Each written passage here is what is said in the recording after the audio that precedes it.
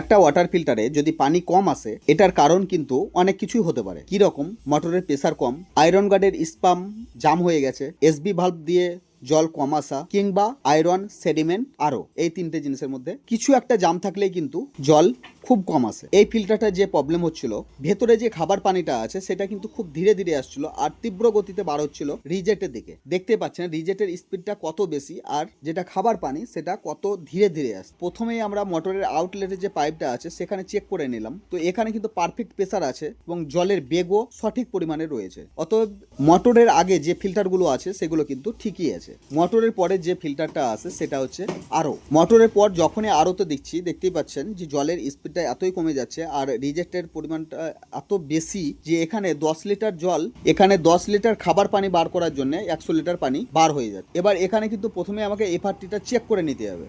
আমার কাছে নতুন এফআরটি ছিল, সেটা লাগিয়ে চেক করলাম, দেখুন তবুও কিন্তু সেম কেস। এর মানে এফআরটি ঠিক রয়েছে, এর যে মেমব্রনটা আছে এটাই কিন্তু 100% ব্লক রয়েছে। তো আমাদের কাছে আছে নতুন একটা মেমব্রন, সেটা লাগিয়ে চেক করে নেব। নতুন মেমব্রনটা আমরা লাগিয়ে নিলাম। এবার দেখতে পাচ্ছেন খাবারের পানিটা কত স্পিডে পড়ছে এবং রিজেক্টটাও পড়ছে, কিন্তু খাবার পানিটা যদি 1 লিটার ঢুকছে এদিকে 2 লিটার বার হচ্ছে, মানে 3 লিটার জলের মধ্যে 2 লিটার ওস্টেজ হচ্ছে, 1 লিটার খাবার পানি আসছে। তো আপাতত কাজ আমাদের এখানেই শেষ, দেখা হবে নেক্সট ভিডিওতে।